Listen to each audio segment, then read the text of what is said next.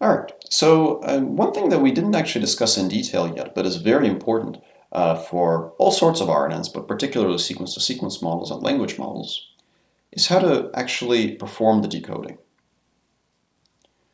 So far, the obvious way of actually getting a sentence from one of these RNNs is to do it one step at a time. And on the first decoding step, meaning the first step where you actually have to output something, um, and here I did the correct thing where I reversed the input sequence, you get a softmax distribution. So meaning you get some vector of length equal to the number of possible words. You apply a softmax to it, and that turns it into a vector of probabilities. And that's a probability distribution over the first word in the decoded sentence. And the obvious thing to do at this point might be to pick the most likely word, the one with the largest probability, and then just like we discussed last time in the previous lecture, you feed that chosen word as the input at the next time step. So at the next time step, you get the hidden state from the previous step, and you get an input word, and that input word is the word that you selected on the preceding step. So now conditioned on that, you can produce a new distribution over the second word in the sentence. And again, the length of this distribution is equal to the number of possible words, but I'm showing only the two most likely ones here. And again, you probably would choose the most likely one and proceed. But notice here that the network made a small mistake. On the first time step, it had a couple of possible words. The correct word would have been A, but the word one had a similar probability that was a little bit larger. The French word un could mean A or it could mean one. So here it just chose one. Okay, reasonable choice, but that choice ends up throwing off the rest of the decoding. So it picks the word puppy for the second one, but one puppy cute is kind of weird. That's not the correct English grammar. So while puppy is the right translation for chiot, one puppy cute is not really a correct English phrase. So then the language model might say, well, it's very unlikely for the third word to be cute because it's not valid English. You could just terminate the sentence, like if you say one puppy, that is a valid sentence, or you could say one puppy is, and that is also a valid sentence. So maybe it'll pick is. But now it's been thrown so far off course, like it's generating some valid English sentence. One puppy is, running around on the grass or something like that. That would be a valid sentence, but it's not the correct translation of the encoded sentence. So what went wrong here? What happened? Well, what we should have done is not commit to selecting one until we saw the rest of the decoding. Okay, so it's basically that first mistake that threw everything off. If instead of selecting one on the first time step we selected A, then we would see that we get a pretty reasonable generation later on. Okay.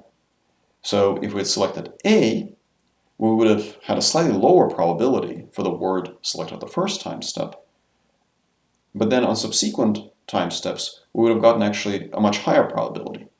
So here, on the third step, we were actually pretty confused about what to do. We didn't really have a great option, whereas here, there would have been a very likely word, which is puppy, and it would have had like a 95% probability. So the cumulative probabilities of these words would have actually been higher if we had started with something that's a little bit less likely. Okay. So that's kind of the intuition, but let's make this a little bit more mathematically formal. Let's try to understand mathematically why this kind of stuff can happen. Why is it that we can get a better decoding if we don't always pick the most likely first word? What we want to do is we want to maximize the product of all the probabilities. And in order to maximize the product of all the probabilities, we should not just greedily select the highest probability on the first step. Why do we want to maximize the product of all probabilities? Well, to see that, we need to first understand what these probabilities actually mean.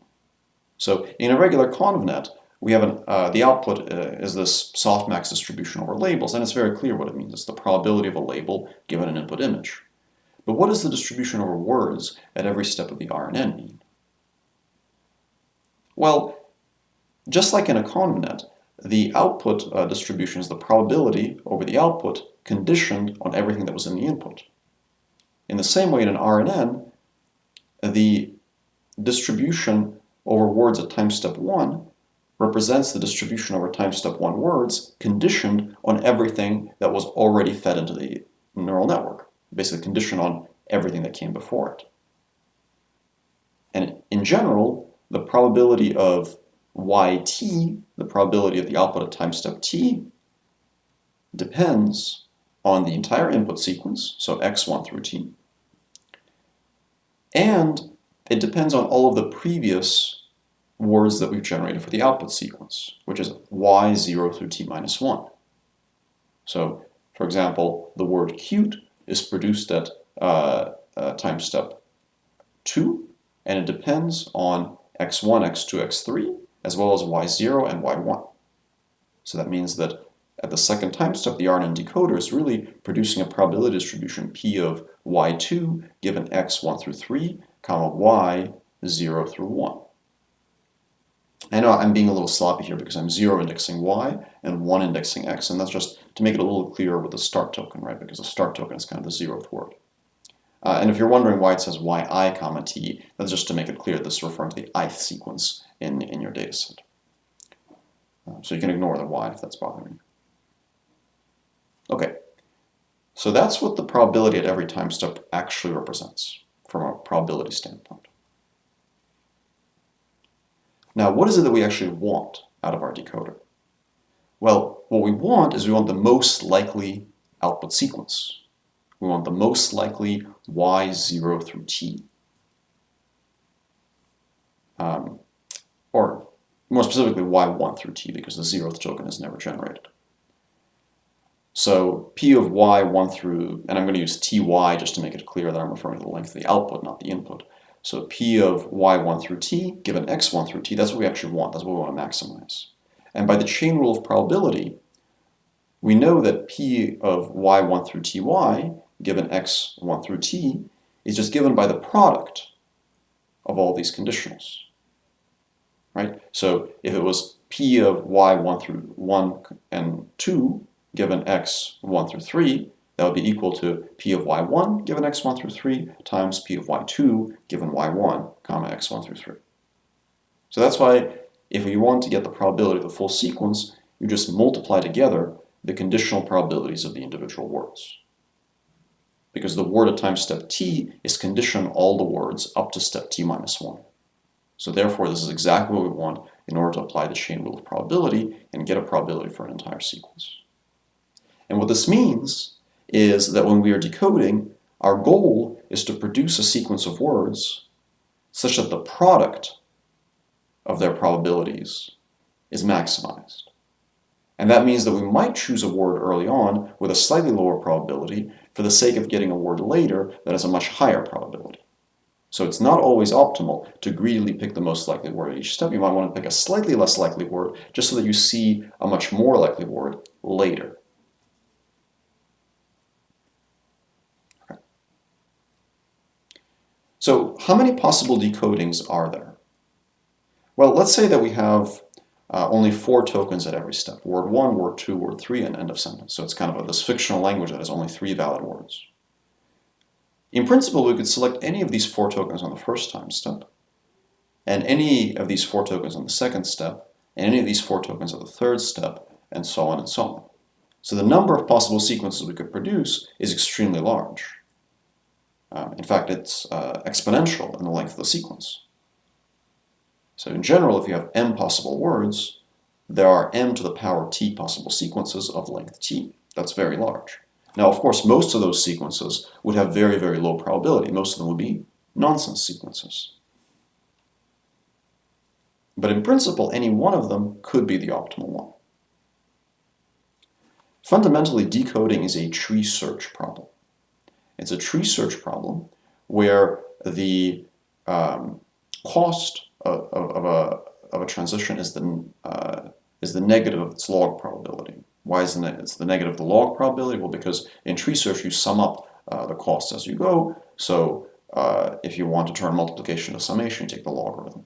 But without worrying about that too much, the number of successors during this tree search is the number of possible tokens, the number of possible words in the dictionary.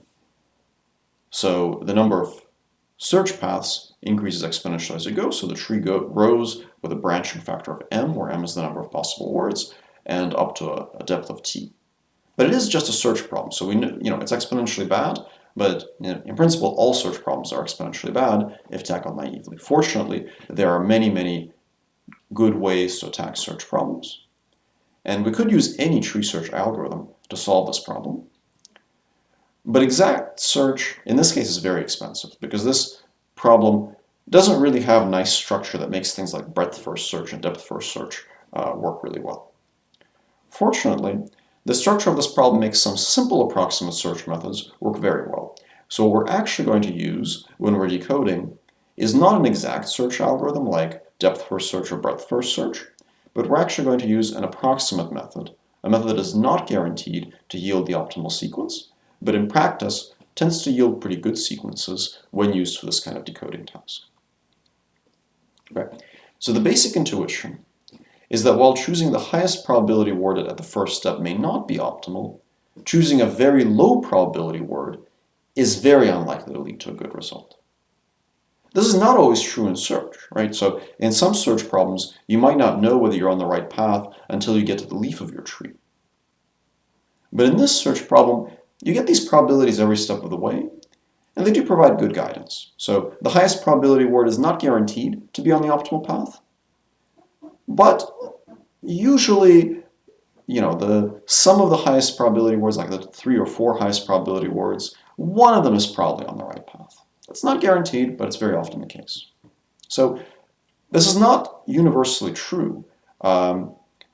This is often true for these kinds of sequence decoding problems. So equivalently, we can't be greedy, but we can be somewhat greedy. So it's not true in general. This is a guess based on what we know about sequence decoding. This is not true for every search problem.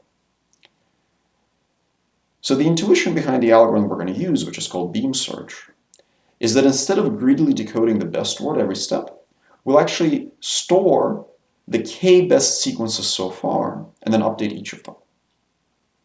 So at every step, we'll actually find not the single best word, but the k best words.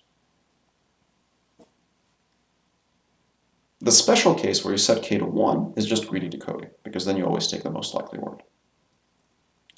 Oftentimes in practice, for practical sequence-to-sequence models, you would use values of k around 5 to 10.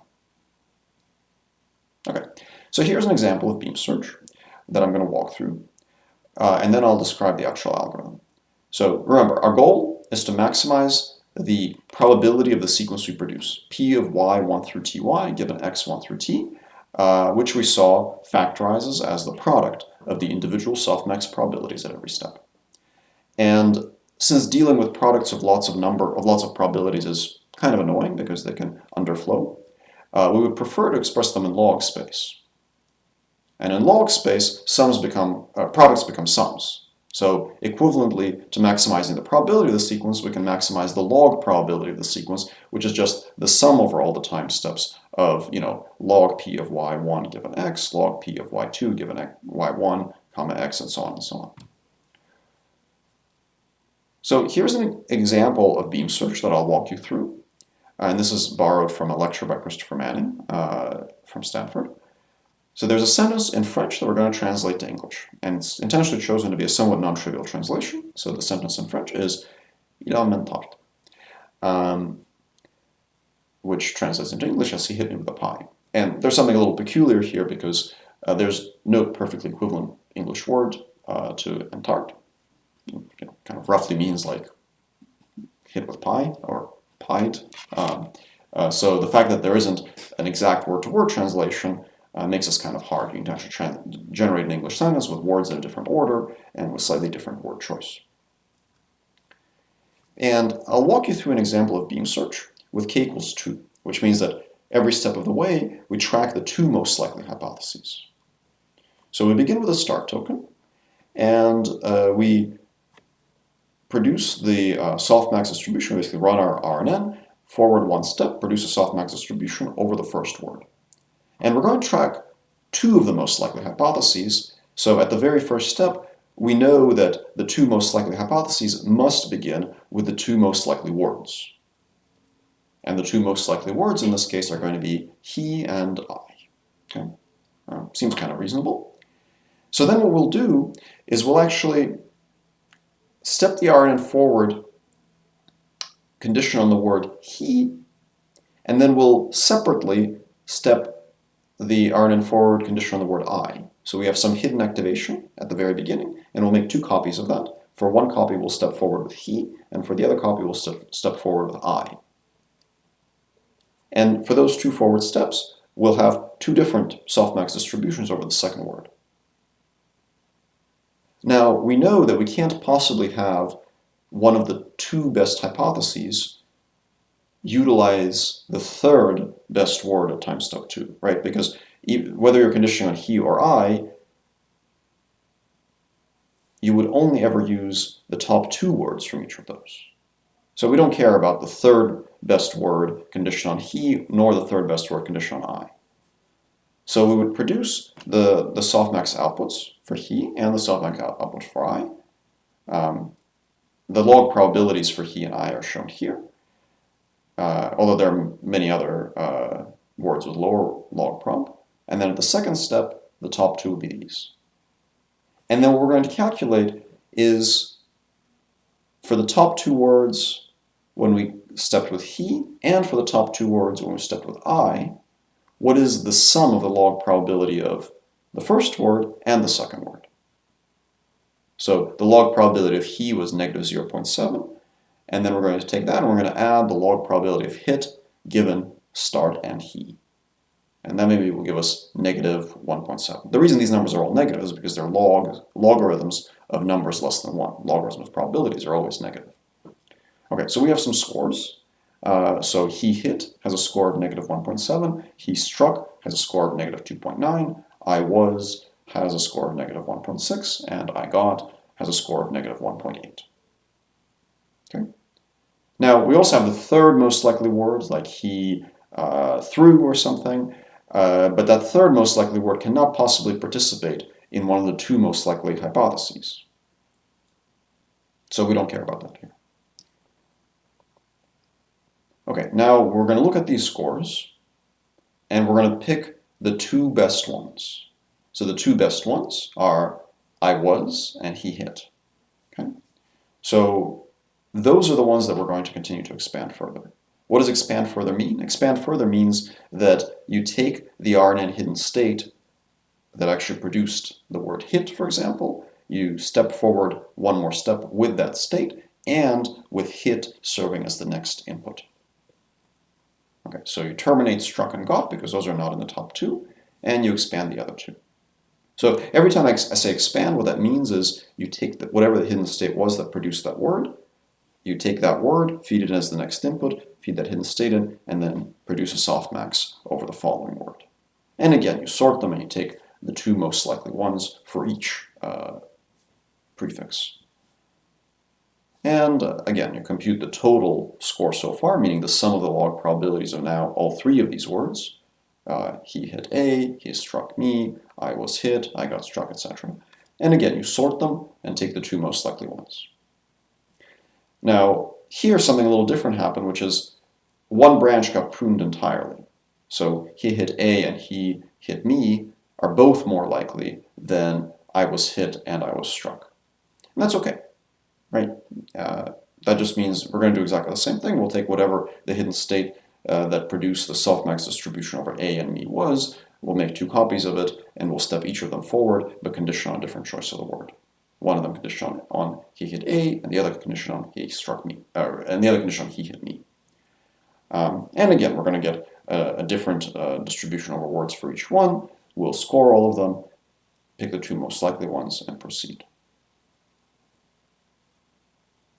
Okay, so that's the example of how beam search works. A summary of this is going to go as following. At every step t, and for each hypothesis that we're tracking, so I'm going to index these hypotheses with I, so y1 through t minus 1, 1, y1 through t minus 1, 2, etc., out to y1 through t minus 1, k. For each of these hypotheses, of which there are k, we're going to find the top k tokens for time step t. Basically, the top k completions.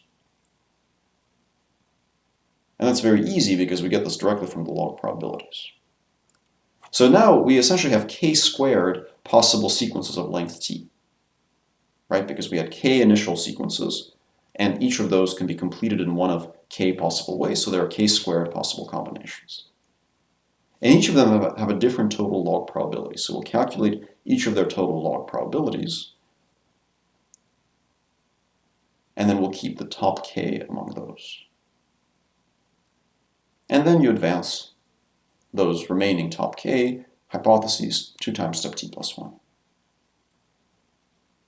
Okay. So that's the basic idea behind beam search. And this is what we typically use to decode from an RNN. There are a few details that we need in order to turn this into a complete algorithm. One detail is, well, when do we stop decoding, or what happens when we hit one of those end of sequence tokens? So let's say that one of the highest scoring hypotheses ends in E of S. Or I'm using a different word here, I'm using N, but let's say E of S.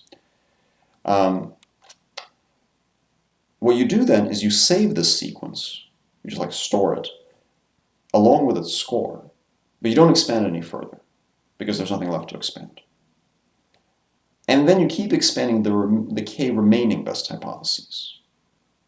So if we were to draw out this tree with the pi throwing even further, maybe at the end you get an E of S token for one of the likely decodings. So the decoding he hit me with a pi EOS, that's a complete sequence. So at that point, that sequence would get saved, but it would not get selected as one of the top k, regardless of its score, because it's done. You're going to just save it out. Among the remaining sequences, you would still pick the top k.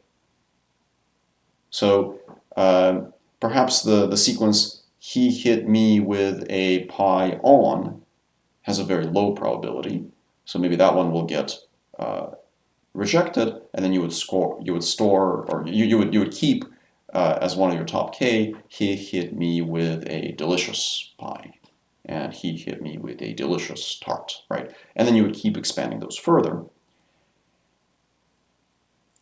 And you would continue until either some cutoff length t, meaning until the sequences get too long, or until you have some predefined number of completed sequences.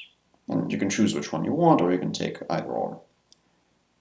So that's a reasonable heuristic for doing this. Which sequence do we pick at the end? So let's say that we've run this, we've got, let's say we want n equals 4 completed sequences, and we got 4 completed sequences, so we're done. Which of those 4 do we actually return? So at the end, we're going to look through all of our saved sequences, because those are all the ones that hit the EOS token. And maybe we have these. We have, like, he hit me with a pi that has a total log probability of negative 4.5. He threw a pi that has a total log probability of negative 3.2. And I was hit with a pi that he threw, which has a total log probability of negative 7.2. Okay. So we have these 3 saved sequences. And the obvious thing that we might do is we might pick the one with the highest log probability, right? That's this one. But wait a minute. That's not actually a very good translation. So remember that each of these scores is a sum of the log probabilities of every step. But the number of steps is different in every sentence. All of the numbers are negative because log probabilities are always negative, because probabilities are less than 1, and logarithms of numbers that are less than 1 are negative numbers. So the longer the sentence, the more of these negative numbers we're adding up, which means that in general, longer sentences are going to tend to have lower log probabilities. So the longer the sequence is, the lower its total score will be, because there are more negative numbers getting added together. That's actually very annoying, because it means that short but bad translations might have higher log probabilities than longer translations that are actually very good. Now, of course, that doesn't always mean that longer translations are always good. Like, I was hit with a pi that he threw. Well, it's kind of reasonable, but it's not as good as he hit me with a pi. So a very simple fix that we can use for this, which is somewhat heuristic, is to define a score as just the total log probability divided by the number of steps. So basically the average log probability of a token in the sentence. And that actually tends to do basically the right thing. So if you just divide those scores by the length of the corresponding sequence, you'll actually get very reasonable decodings. Okay, so the summary of the complete beam search procedure then looks like this. At every time step, for each hypothesis that you're tracking, find the top k tokens for the next step t. Sort these k-squared total length t sequences formed by appending each of your hypotheses with each of the possible next tokens by their total log probability, save out any sequence that ends in EOS, and among the remaining ones, keep the top k. And then advance each hypothesis to time t plus 1 if t is less than the maximum length that you want. If you've either saved out more than n sequences or t is equal to h, meaning that you can't advance any further, then return the saved sequence with the highest score, where the score is determined by the equation at the top of the slide. The sum of log probabilities over all the steps divided by the total number of steps in that sequence. So that's beam search. And that will actually do a really good job of decoding the most likely sentence most of the time. In fact, oftentimes, very small beam widths, very small values of k can actually work well. So 5 to 10 is pretty typical, but even as low as 2 might sometimes work well.